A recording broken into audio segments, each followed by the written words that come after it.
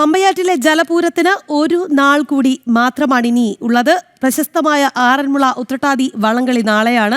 52 പള്ളിയോടങ്ങളാണ് ജലമേളയിൽ മാറ്റുരയ്ക്കുക. എന്തായാലും നാളെ നമ്മുടെ ടീം അവിടെ സജീവമായിരിക്കും. PR ഗോകുൽ ഉണ്ടാകും, അരുൺ കൊടുങ്ങൂരൊപ്പം ഗൗതം ആനന്ദനാരായണനും ഉണ്ടാകും. ഗൗതം ഡെസ്കിൽ നിന്ന് അങ്ങോട്ടേക്ക് പുറപ്പെട്ടു കഴിഞ്ഞു. എന്തായാലും നമുക്ക് കൂടുതൽ വിവരങ്ങൾ അവർ നൽകും. പമ്പയാറ്റിലെ ജലപൂരത്തിനാണ് നാളെ നമ്മൾ സാക്ഷ്യം വഹിക്കാൻ പോകുന്നത്. പ്രശസ്തമായ ആറന്മുള ഉത്രട്ടാതി വള്ളംകളി നാളെ നടക്കുമെന്നുള്ളതാണ്. 52 പള്ളിയോടങ്ങളാണ് ജലമേളയിൽ മാറ്റുരയ്ക്കുക. പത്തനംതിട്ടയിൽ നിന്ന് PR ഗോകുൽ, അരുൺ കൊടുങ്ങൂർ, ഗൗതം അനന്തനാരായണൻ എന്നിവരാണ് നമുക്കിപ്പം ചേരുന്നത്. ഗൗതമിലേക്കാണ് ആദ്യം പോകുന്നത്. ഗൗതം, വലിയ ആവേശത്തിലായിരുന്നു ഇവിടെ നിന്ന് പുറപ്പെട്ടത്. എങ്ങനെയാണ് അവിടുത്തെ കാഴ്ചകളൊക്കെ? രാഖി, ഞങ്ങൾ 3 പേരും ഇപ്പോൾ നിൽക്കുന്നത് ആറന്മുളയിലെ സത്രക്കടവിലാണ്. ഇവിടെ ദൃശ്യങ്ങളിൽ കാണാം, പമ്പാ നദി ഇങ്ങനെ ഒഴുകുകയാണ്. ഒരുക്കങ്ങൾ നടക്കുന്നതേ ഉള്ളൂ. കാരണം ആറന്മുളയെ സംബന്ധിച്ചിടത്തോളം കഴിഞ്ഞ കുറേ ദിവസങ്ങളായി വള്ളസദ്യ ആരംഭിച്ചിരുന്നു. ഏതാണ്ട് 2 മാസം നീണ്ടു നിൽക്കുന്ന വള്ളസദ്യ നടന്നുകൊണ്ടിരിക്കുകയാണ്. അതിൻ്റെതായ ആചാരാനുഷ്ഠാനങ്ങൾ തൊട്ടടുത്തുള്ള ആറന്മുള ക്ഷേത്ര സന്നിധിയിലാണ് നടക്കുന്നത്. ഞങ്ങളിപ്പോൾ നിൽക്കുന്നത് സത്രക്കടവിലെ ഈ ഫിനിഷിംഗ് പോയിന്റിലാണ്. ഇവിടെയാണ് നാളെ ഉച്ചതിരിഞ്ഞ് ഉത്രട്ടാതി ജലമേള ആരംഭിക്കുമ്പോൾ ഈ പള്ളിയോടങ്ങളുടെ മത്സരവും അതുപോലെ തന്നെ ജലഘോഷയാത്രയും ഒക്കെ അവസാനിക്കുന്നതും ഘോഷയാത്രയുടെ തുടക്കവും ഒക്കെ ഇവിടെയാണ്. ഒപ്പം വൈകുന്നേരം മന്നം ട്രോഫിയിൽ ജേതാക്കളാകുന്ന പള്ളിയോടങ്ങൾക്ക് ഈ ട്രോഫി വിതരണം ചെയ്യുന്നതുമെല്ലാം ഈ സത്രക്കടവിലാണ്. എനിക്കൊപ്പം അരുണും അതോടൊപ്പം തന്നെ ഗോകുലുമുണ്ട്. അരുൺ കൊടുങ്ങൂരിനെ സംബന്ധിച്ചിടത്തോളം കേരളത്തിലെ 2 പ്രധാനപ്പെട്ട വള്ളംകളികൾ റിപ്പോർട്ട് ചെയ്യുന്ന ഒരു വ്യക്തിയാണ്. നെഹ്റു ട്രോഫി റിപ്പോർട്ട് ചെയ്യാറുണ്ട്, അതോടൊപ്പം തന്നെ ആറന്മുളൻ റിപ്പോർട്ട് ചെയ്യാറുണ്ട്. അപ്പോൾ രണ്ടും തമ്മിലുള്ള വ്യത്യാസം ഒന്ന് പ്രേക്ഷകർക്ക് വേണ്ടി പറഞ്ഞു. തീർച്ചയായും രണ്ടും വിഭിന്നമായ രീതിയിലേക്കുള്ള ഒരു മറ്റേ ഒന്ന് ആവേശത്തിലേക്ക് വേഗപ്പോരിലേക്കാണ് എത്തുന്നതെങ്കിൽ ഇത് ആചാര തനിമയോടെ എത്തുന്ന ഒരു വള്ളംകളി. അതുതന്നെയാണ് ആറന്മുളയെ സംബന്ധിച്ചോളം ഏറ്റവും പ്രധാനപ്പെട്ട കാര്യം. ഏതായാലും നമ്മൾ ഇവിടെ നിൽക്കുന്നു. നാളെ ഈ ഒരു സമയത്തേക്ക് ഇവിടെ നിൽക്കുമ്പോൾ വഞ്ചിപ്പാട്ടിൻ്റെ ഈരടികളിൽ എത്രയൊക്കെ പറഞ്ഞാലും മനസ്സിൽ വിവരിക്കുന്നതിനപ്പുറത്തേക്കുള്ള ഒരു ആവേശത്തിലേക്ക് തന്നെയാണ് ഈ നാടൊന്നാകെ എത്തുക. എന്തായാലും അവരുടെ ഒരു വർഷത്തെ കാത്തിരിപ്പാണ്. ഇപ്പോൾ ആലപ്പുഴ വള്ളംകളിയാണെങ്കിലും ഇതാണെങ്കിലും ഒരു വർഷത്തെ കാത്തിരിപ്പാണ്. അത് ആചാരാനുഷ്ഠാനങ്ങൾ അതേപടി പാലിച്ചുകൊണ്ട് കൃത്യമാകുന്ന രീതിയിലേക്ക് ആ തുഴഞ്ഞു വരുന്ന ആ ഭംഗി അത് തന്നെയാണ് ഏറ്റവും മനോഹരമായിട്ടുള്ളത്. പ്രത്യേകിച്ച് ഗൗതമൊക്കെ നാട്ടിലേക്ക് ഡൽഹിയിൽ നിന്ന് നാട്ടിലേക്ക് എത്തിയതിനു ശേഷമുള്ള ആദ്യ വള്ളംകളിയാണ്. ആ വള്ളംകളി നേരിട്ട് റിപ്പോർട്ട് ചെയ്യാനുള്ള ഒരു അനുഭവം കൂടി ഉണ്ടല്ലോ. അതാണ് പത്തനംതിട്ട ജില്ലക്കാരനാണെങ്കിലും സത്യത്തിൽ ഞാൻ ആറന്മുള വള്ളംകളി ഇതുവരെ റിപ്പോർട്ട് ചെയ്യാൻ വന്നിട്ടില്ല. അതുപോലെ നമ്മുടെ മറ്റൊരു ആളുകൂടി ഉണ്ട് നമ്മുടെ ഗോകുൽ തിരിച്ച് ജനം കുടുംബത്തിലേക്ക് എത്തുന്നതിന് ശേഷമുള്ള ഏറ്റവും പ്രധാനപ്പെട്ട ഒരു ഈവന്റ് എന്ന് തന്നെ പറയാം. അപ്പൊ എങ്ങനെയാണ് ഈ വർഷത്തെ ആറന്മുള ഉത്രട്ടാതി ജലോത്സവത്തെ കാണുന്നത്? അത് തന്നെയാണ് ഏറ്റവും ഭാഗ്യം, ഒരു അനുഗ്രഹീതമായിട്ടുള്ള തുടക്കം തന്നെയാണ് കരുതുന്നത്. കാരണം ആറന്മുളയപ്പൻ്റെ തിരുസന്നിധിയിൽ നിന്ന് തന്നെ വീണ്ടും ആരംഭിക്കാൻ സാധിച്ചത് വലിയ സന്തോഷം. എന്തായാലും നമ്മളെല്ലാം വലിയ ആവേശത്തിലും സന്തോഷത്തിലും ഒക്കെയാണ്. ഈ ആറന്മുള എന്ന് പറയുമ്പോൾ തന്നെ ഒരു ആരവങ്ങളുടെയൊക്കെ ഒരു നാട്. ഇങ്ങോട്ടേക്ക് കേൾക്കുമ്പോൾ തന്നെ ഒരു ഉത്സവ ലഹരി നമ്മുടെ മനസ്സിലേക്ക് ഇങ്ങനെ വരും.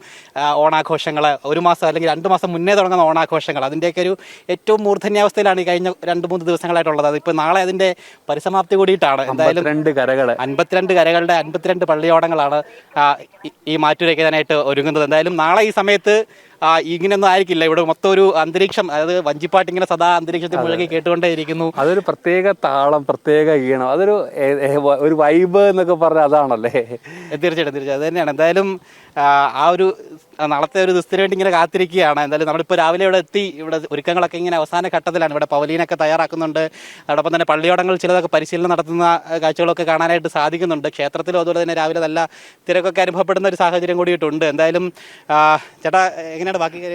അതായത് പ്രേക്ഷകർ തെറ്റിദ്ധരിക്കണ്ട, ഇന്നിപ്പോൾ പള്ളിയോടങ്ങളൊന്നും ഇവിടെ ഇല്ല. അതിൻ്റെ കാരണം എന്ന് പറയുന്നത് ഈ നെഹ്റു ട്രോഫി പോലെയല്ല. നെഹ്റു ട്രോഫിയുടെ ഒരു പ്രത്യേകത എന്ന് വെച്ചാൽ ക്ലബ്ബുകൾ തമ്മിലുള്ള മത്സരമാണ് നടക്കുന്നത്. പക്ഷേ ഇവിടെ അങ്ങനെയല്ല. ഇത് കരകൾ തന്നെ, സ്വന്തം കരയിൽ നിന്നുള്ള ആളുകൾ ഭഗവാന്റെ പള്ളിയോടം തുഴയുകയാണ്. അതിനാൽ തന്നെ ഇപ്പം നമ്മൾ നോക്കുന്നുണ്ട് ഇവിടെ 1-2 പള്ളിയോടങ്ങളൊക്കെ ഈ കരകളിലുള്ള മല്ലപ്പുഴശ്ശേരിയും അതോടൊപ്പം തന്നെ ഇടശ്ശേരി മലയും അങ്ങനെയുള്ള കരകളിലെ പള്ളിയോടങ്ങൾ മാത്രമേ ഇപ്പോൾ ഇവിടെ ഉള്ളൂ എന്ന് വെച്ചാൽ ബാക്കി പള്ളിയോടങ്ങളൊക്കെ അതാത് കരകളിൽ തുഴച്ചിൽ പ്രാക്ടീസും അങ്ങനെയൊക്കെ ചെയ്തുകൊണ്ടിരിക്കുകയാണ്. കാരണം ഇത് കരകൾ തമ്മിലുള്ളൊരു വാശിയേറിയ മത്സരം കൂടിയാണ്. അതിനാൽ ഒരുപക്ഷെ നാളെ കാലത്തൊക്കെ ആകുമ്പോഴേക്കും ഈ പള്ളിയോടങ്ങളെല്ലാം ഇവിടേക്ക് എത്തുകയുള്ളൂ. ഗൗതം വലിയ ആവേശത്തിലാണ് ഇവിടെ നിന്ന് പുറപ്പെട്ടത് പോലും. അതൊരു വലിയ പ്രിവിലേജ് ആണ് അവിടെ പോയി അത് റിപ്പോർട്ട് ചെയ്യുക എന്നുള്ളത്. ഒപ്പം തന്നെ ഗൗതം ഡെസ്കിൽ ഈ വള്ളംകളി അറിയാത്തവർക്കായി ഒരു ക്ലാസ് ഒക്കെ എടുത്തിട്ടാണ് പോകുന്നത്.